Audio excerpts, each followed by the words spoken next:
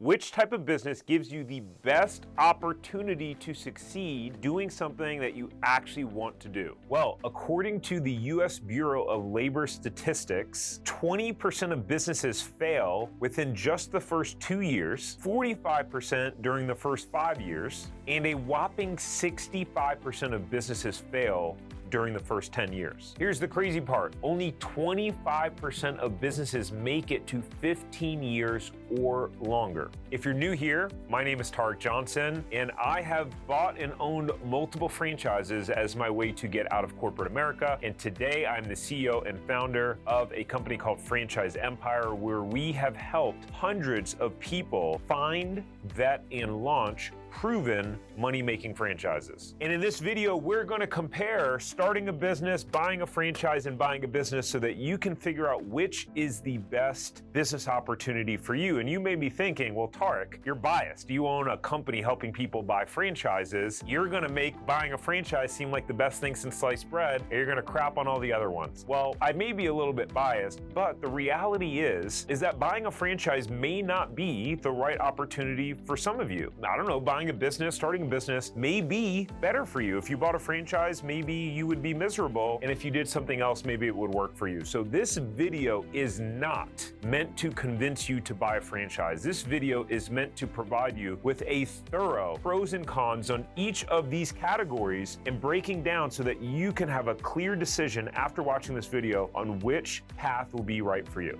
Stay until the end to see why. Okay, so before we start breaking down the exact pros and cons of each of these business opportunities, there's a few things that we need to talk about, and that is what it takes to succeed regardless of which business that you choose. And if you do not have these characteristics, then it doesn't matter which business you choose. You will fail no matter what. And if you do have these characteristics, then you can succeed no matter which one that you choose. So the first most important thing is to just take a deep breath and relax, because no matter what you choose today, you could choose something else tomorrow. As an example, I've done all three of these things. I've started multiple businesses from scratch. 9 of them have failed, so this is not a brag here, but I have had businesses that I've started from scratch that have been successful. I have owned multiple franchises and generated millions of dollars in sales doing that, and I have also bought an existing business. So I can speak pretty authentically and honestly, and just from experience about what works, what doesn't, what are the pros and cons. The whole point of this is that my first real success in business happened from starting a new franchise, right? And doing almost $500,000 in sales that first year. Then next, I wind up buying an existing business. And then after that, I used everything that I learned and becoming an entrepreneur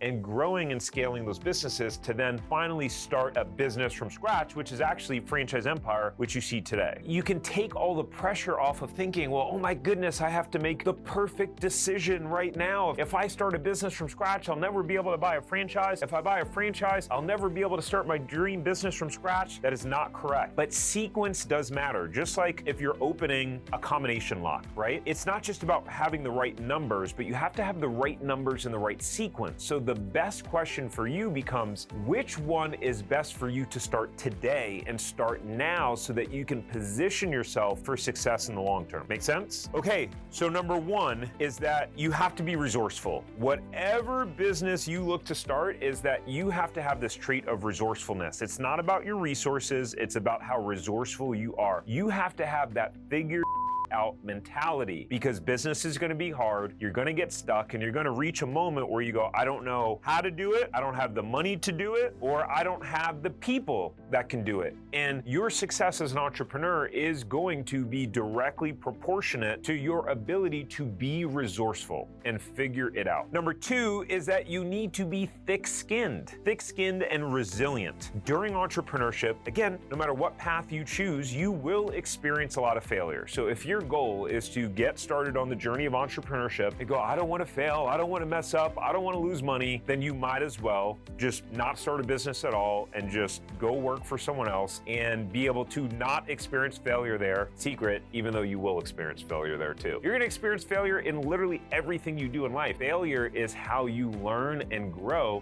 and figure out what works. But there are some people out there, and hopefully this isn't you, where when you experience a failure, you give up, you quit, you let those failures take a toll on you, and then it takes you down a rabbit hole of continued failure or just not trying. So you have to be thick-skinned, you have to be resilient as an entrepreneur. As an example, when we were learning at Franchise Empire how to grow and scale, we figured out that instead of just making content, which is where we got 90% of our clients from, YouTube videos like this that provided education to people, we had to shift to being able to make money with ads and acquiring clients through posting ads. That was how we would turn up the volume and being able to scale the amount of clients that we worked with. Well, guess what? It took 3 different ad agencies and tens of thousands of dollars that have pretty much washed down the drain trying to figure out how to get ads up and running. Now, fast forward to today, last quarter, we got 50% of our clients through ads. So we figured it out. But if I would have given up after one agency not working, the second agency not working, the third one not working, $10,000 lost with no return, $20,000 lost with no return, we wouldn't be where we are today. And that will happen to you no matter what these business paths are that you choose. The next one is delayed gratification, right? So whether you're starting a business, whether you're buying a franchise, and whether you are buying a business, you need to learn the art of delaying your gratification. In either of these opportunities, you'll have the fork in the road to make a decision where you choose short-term pleasure and profits or long-term growth and sustainability in your business. And if you choose the wrong one, you can wind up being screwed, right? And that leads to the next characteristics, which is, I think I mentioned this earlier, if you're a good entrepreneur, you can figure out how to succeed with any of these businesses. If you're a bad entrepreneur and you don't have the traits that we talked about earlier, you'll figure out a way to fail with any of these businesses. So people tend to make the mistake to think that it is the arrow, not the Indian. You ever heard that analogy, right? It is the person, the user, that often determines the success. Everyone wants to put the pressure on, well, it's got to be the business. I got to be in the right industry, or it's the franchise's responsibility to make me successful. Or if I buy a business that is already making money, then I'm definitely going to succeed. Wrong. You can figure out a way to screw all of them up if you are a terrible entrepreneur. So that is the most important fundamental as we go through some of these pros and cons. All right, so let's break this down, starting with the amount of capital, right? The startup funds that's needed. To start a business from scratch, you need just a little bit amount of money. Let's say that you wanted to go out there and start a window cleaning business. You could literally buy some chemicals, buy some squeegees, some towels, and you are now in the window cleaning business, right? If you wanted to start a consulting business, you really don't need much in order to start a consulting business. Maybe a logo, maybe a website. Nowadays, those things are super simple. You can literally have AI create a logo for you within the next 5 minutes, right? So you really don't need much money at all. Now, I started 9 businesses from the ages of 18 to 26, and I kept jumping from one thing to the other and failing in those businesses. So this is part of the con to having low startup costs with the business, is that it makes it easy to quit. It makes it easy for you to give up. Think about how many times you've had an idea or you put something into motion. You're like, I'm a couple $100 in, maybe I'm $1,000 in, I'll just throw in the towel, or I'll just try something else, right? And so it actually becomes a pro and a con at the same time. Now, we look at a franchise business, I would say that this is middle to high, right? The way that franchises work is that they have net worth requirements. So most franchises, at minimum, you're gonna need $100,000 to $150,000 in net worth. Now, most of you probably know what net worth means, but for those of you who don't, just taking all of your assets, the value of everything that you own, minus all of your liabilities, all of your debt. And so typically you need at least $150,000 in net worth. Bare minimum, you will need access to about $20,000 to $50,000 to be able to pay the initial franchise fee. Now, you don't need to have it in your bank account. As an example, the way my wife and I funded our first franchise is we had a lot of equity in our home. And so what I did was I took out a home equity line of credit for $310,000. And so we were then able to use that money to pay the franchise fee and to pretty much pay for all of our build out costs to get our first franchise up and running. But you're gonna need money if you want to start a franchise. And if you don't have money, you're gonna need to find money, right? But if you're someone who you pretty much have no net worth, you don't have any money, you don't have any assets, either number one, franchising is not the path for you, or number two, you have to be resourceful and either find a partner, or actually you can watch one of the videos that I've made about how to buy a franchise with no money down. That's actually a good video. We'll make sure that we link it up in the description below. You can watch that, and I list all sorts of ideas and specific tactics and strategies if you don't have a bunch of money on how to actually go the path of franchise ownership. Now, a lot of people think that you have to invest a lot of money into a franchise, $500,000, $600,000, $700,000. It's actually not true. I have actually put together a 17-page PDF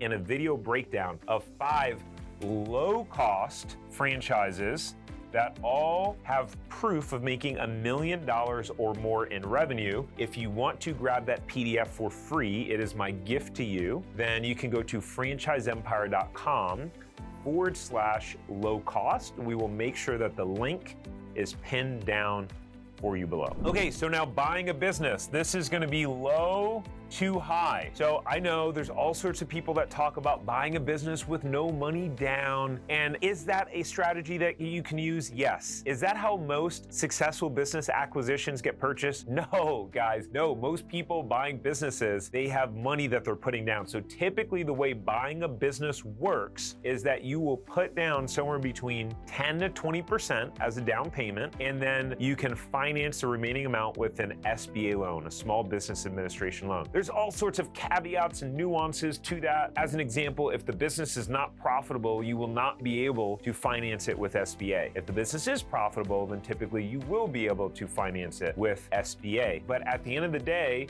you could probably buy a business for dirt cheap. You can buy a business for a lot of money. I just learned about actually a combination of these two things, right? Which is, I just got a call from someone the other day saying, hey, we've got a franchisee that wants to sell. Their family had a massive business that they just sold, and that's gonna set the family up for life, and now they wanna retire. But turns out they built a successful business themselves. They own a franchise that does $8 million a year in sales. It has about $1.5 million of seller discretionary earnings, which is basically the total financial benefit for the franchise owner. So this person's getting a $1.5 million out of their business every year. And then the business had, I believe, about somewhere between $1.1 to $1.7 million of assets included in the sale. That business is selling for $6 million, right? So if you're looking to buy a business that's selling for $6 million, you're gonna have to come in with between $600 to $1.2 million to be able to put down in that transaction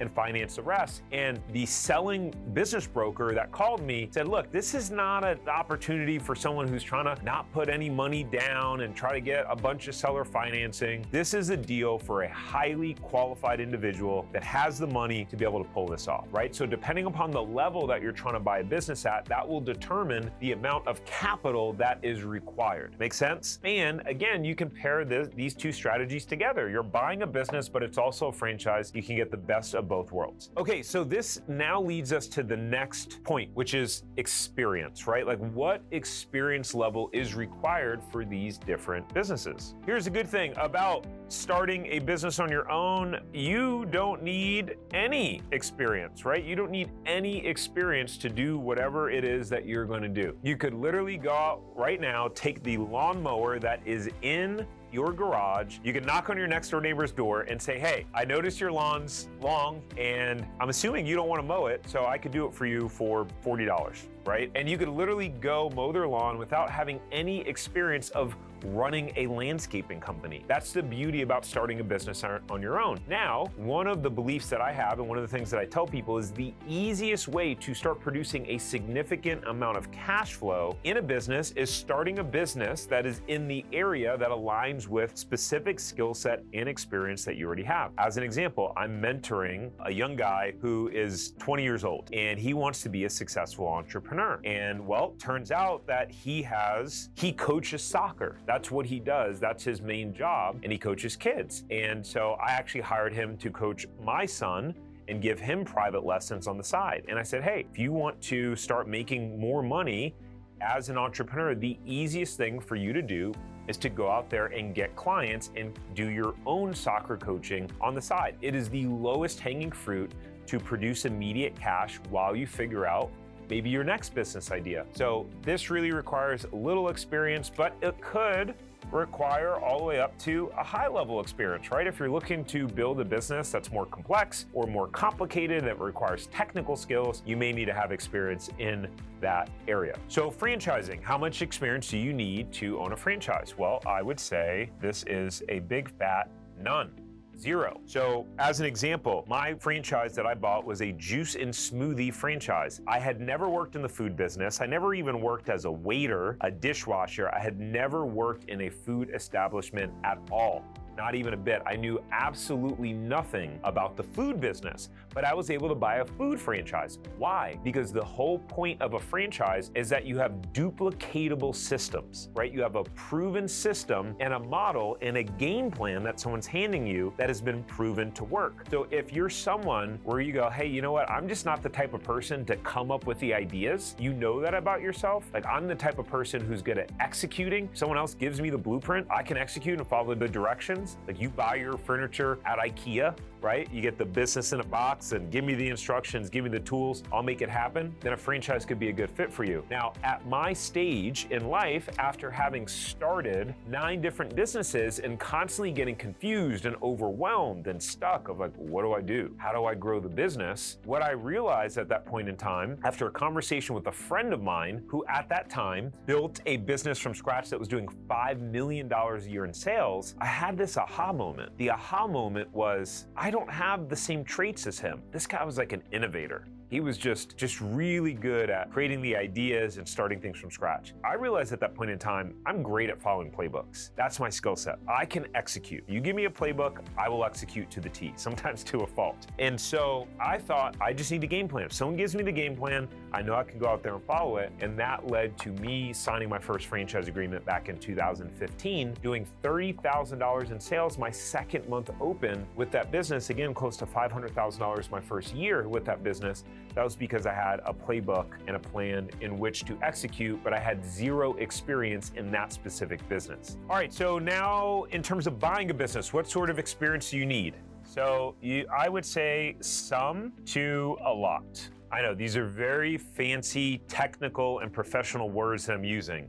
None, some, a lot. But here's the thing with buying a business that I want you to think about. When you're buying a business, you are stepping into an operation that is already running. There's probably already employees, there's already customers, there's already processes, there's already systems. So you have to step into something and be able to know what you're doing right away. Or even if it's your team's doing the work, who manages them? Who has the oversight of the team? So if you have zero knowledge, you will probably be screwed and you probably won't do well. That was one of the reasons why in the very beginning, I worked in my franchise almost every day. And so we have all these people that go, I wanna own something where I'm passive and my manager runs it and I just wanna sit back and chill and drink pina coladas. Congratulations, that's generally not how business works. And you would probably be one of those bad entrepreneurs who fail. Because if you go into something with the mindset of I want to work as little as possible and get as much as possible, that's a lazy mindset. That's a loser's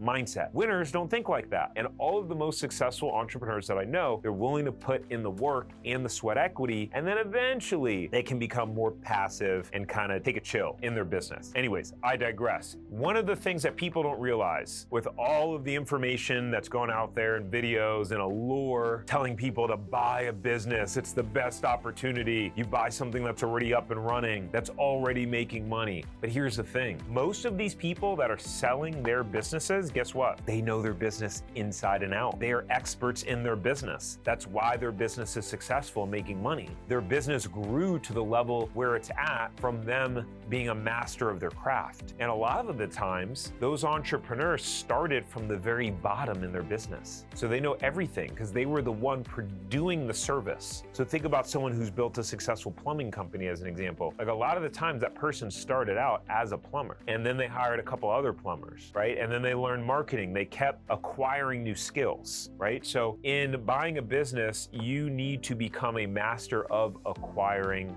skill sets. Hey, so if you want to stop wasting time searching on the internet for the best franchises and stop struggling to figure out if you should even buy a franchise, then you'll want to go get access to our Franchise Buyers Academy.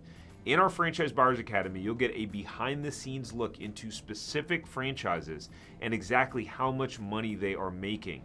You'll get access to simple formulas for finding money-making franchises. You'll get all of the info on how franchises work, how people scale them up, different hiring structures, and then to eventually sell them later on for a lot of money.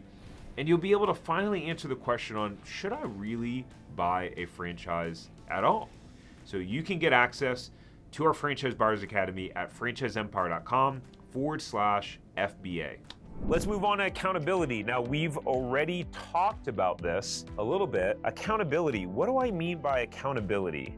Well, with starting a business, easy to quit. We've talked about this. There's zero accountability. There's none. So if things get hard, if you don't want to do it, if you reach an obstacle, it's very easy to just throw in the towel and quit. One of the things that I've learned about business, and after 9 failures of starting my own businesses, is I've learned that most successful business owners just didn't give up. They just kept pushing through the hard time. They kept pushing through the obstacles. And so if you keep jumping from thing to thing, idea to idea, when you get frustrated, when it gets hard, when things get complicated, you will never succeed. This is why I never succeeded with those first 9 businesses. Every time things got hard, I thought, let me jump to something easier. Well, that didn't work out too well. Let's jump to franchises. Why did my first franchise work? Because the accountability is high, ladies and gentlemen. You are signing typically a 10-year franchise agreement with the franchise. You are committed to 10 years. And if you try to escape before 10 years, there's usually penalties. Now you can sell, we'll talk about that. You can sell the business before the 10 years, but if you just said, you know what, I'm done, I give up, there's penalties to that. There's termination clauses. So the accountability level is high, and the amount of money that you put in is high as well. You now have skin in the game. There's nothing that compares to having skin in the game, right? That's one of the beautiful things about the franchise. I had a high level of accountability and support with the franchisor. So if you know that you're someone who jumps from things to things and that you don't have high follow through, then maybe a franchise system is actually good for you so that you can develop the muscle. Because follow through, all these characteristics, ladies and gentlemen, are just muscles. They're just muscles that you build. If you've never worked that muscle before, it's going to be painful, it's going to be uncomfortable, it's going to be tough. If your muscle is strong at jumping from thing to thing, that's what's comfortable. You just have to develop a different muscle. And so buying a franchise was able to really help me in that area. It might be able to help you too if that's something that you struggle with. With buying a business, it's also high. And so typically, why is it high? Well, because you have a staff, you probably have a loan on that business that you used to buy the business, or the seller's note if you did seller financing. And so you can't just walk away. You have people that are dependent upon you, right? There's been many days in my journey of entrepreneurship where I woke up and I thought, oh, this is hard. I don't want to do this anymore. I want to give up. I want to quit. But I'm like, I got people that depend on me. There are people that support their families based on you being their employer and running the business. So like, you can't just wake up and decide, I don't want to go to work that day. I want to call out sick, right? You know how many days as an entrepreneur that I have worked being sick as a dog? Why? Because if I'm not leading and running the business, like, what happens, right? What happens to the business? There's a high level of accountability when you have a team in place. That is why I think these 2 options are very good. Now, if these muscles are strong and you know how to operate a business, you have strong follow through, all those different things, maybe starting a business is great. You can deal with the adversity and the challenges that come with having to figure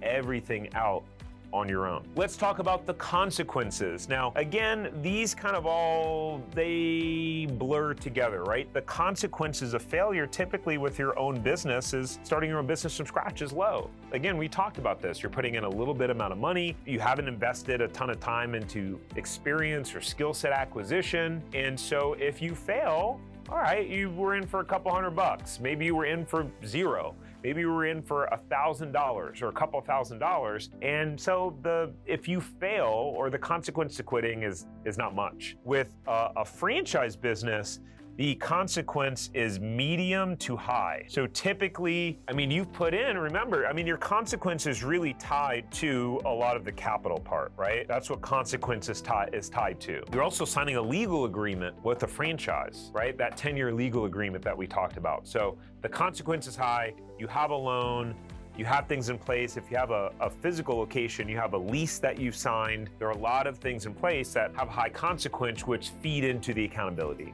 right? You have a level of accountability with the consequence. All right, so let's talk about buying a business. Buying a business, I would say, also has the same level of medium to high consequence for the exact reasons that I talked about in buying a franchise, and I talked about it in the other points. So our team have looked into a few hundred franchises and put together a list of 5 low-cost franchises that all make $1 million or more and that have a proven track record of both happy and profitable franchisees.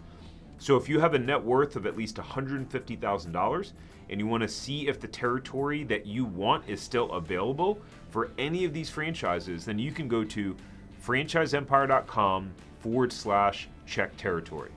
All right, let's get back to the episode. Last but not least, what's the financial opportunity in each of these categories, right? And I would say with starting a business, it ranges from low to high, right? I mean, you have people that start tech businesses or start a business from scratch that they one day exit and sell for millions of dollars, and that could have a high financial opportunity. But then you also have people who start businesses that are just little hobbies, right? Where they're just happy to make $500 to $2,000 a month. There's a low financial opportunity overall. So a lot of it depends on the specific industry, business that you're in, the way that you structure your business, and if there is a proven model out there. Now, if you went out there and said, hey, I'm gonna start my own business from scratch, but I'm gonna model it after a business that I already know is making a lot of money, financial opportunity will be high. As an example, my friend of mine that I talked about who was making $5 million a year in his business when I was still working as a financial advisor, and he was the one that inspired me to realize that franchising was the path for me at this point in time. That was back in 2015, so 10 years ago now. Whew, time flies when you're having fun, I guess. Felt like just yesterday. But he wound up building that business from scratch. He eventually built that business up to doing close to $15 million a year in revenue and had eventually a big exit selling to a private equity company. Now, he was in the fire and water restoration field, but at the same time, there's also people that own fire and water restoration businesses that struggle just to do $1 million a year in revenue. The financial opportunity for most of these businesses, what a lot of entrepreneurs don't realize, it comes down to you. It comes down to your skill sets, your mindset, and your ability to run and operate and scale the business. Because probably in almost any business that you choose, there's someone who is doing terrible and struggling, and there's someone who's producing outstanding results in that business. But generally speaking, the financial opportunity is going to have a higher level of variance in starting your own business. Franchises, financial level of opportunity is, I would say, is also low to high. At the end of the day, no matter what business you start, there are people that fail and there are people that do well. In any franchise that you look at, the cool thing about franchises is that you have something called an FDD. And in the FDD, stands for Franchise Disclosure Document, franchisors are required to list the financial performance, or at least have a category on financial performance, meaning they can't just say, hey, Joe, you can make $10 million in this business if there's not an actual documented track record of one of their franchisees making $10 million in that business. So you're able to then see what the financial opportunity actually is in that business. You can talk to other franchise owners before you sign your franchise agreement to understand what they're doing in sales, what their margins are, how much money they're making. So you have at least an idea and a model and a path to understanding what the financial opportunity actually is in that business. And I've seen, franchisees that are losing money, and I've seen franchisees who, like the example we talked about earlier, with the guy who's selling his business for $6 million, where it's doing $8 million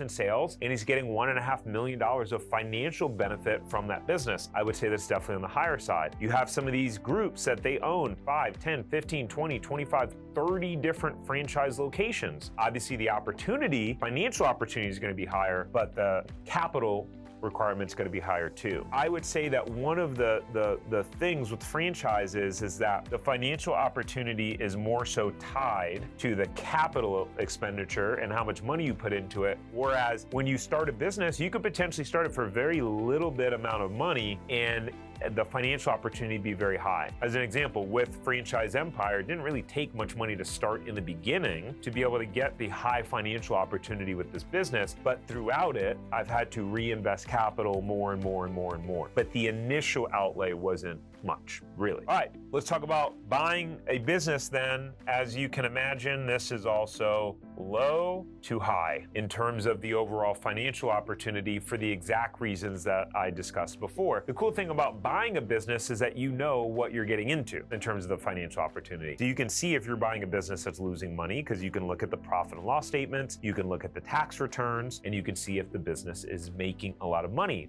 But again, just like franchising, the more money the business is making that you're looking to buy, the more it's going to cost, because businesses sell for a multiple typically of their profits. If the business is making $100K a year in profit and you buy it for 4 times multiple, math wizards, $400,000. Thank you. So you're going to pay $400,000 for that business. Some businesses could be worth a 6 times multiple, right? Some businesses could be worth only a 1-time multiple. Now, I'm not going to get into in this video what determines the multiple of the business. I have some other content out there on that describes it, but I just wanted to give you an idea of what this looks like. Now, one of the common questions that people always ask me is, can I make passive income owning a franchise? And it's a very interesting question. And in this video, I answer that question of if you can make passive income owning a franchise, how you could actually achieve it, how I did it in owning a store 2,500 miles away. So click this video, check it out on how to make passive income owning franchises. Make sure to like the video and subscribe down below before you go, and I'll see you on the next one.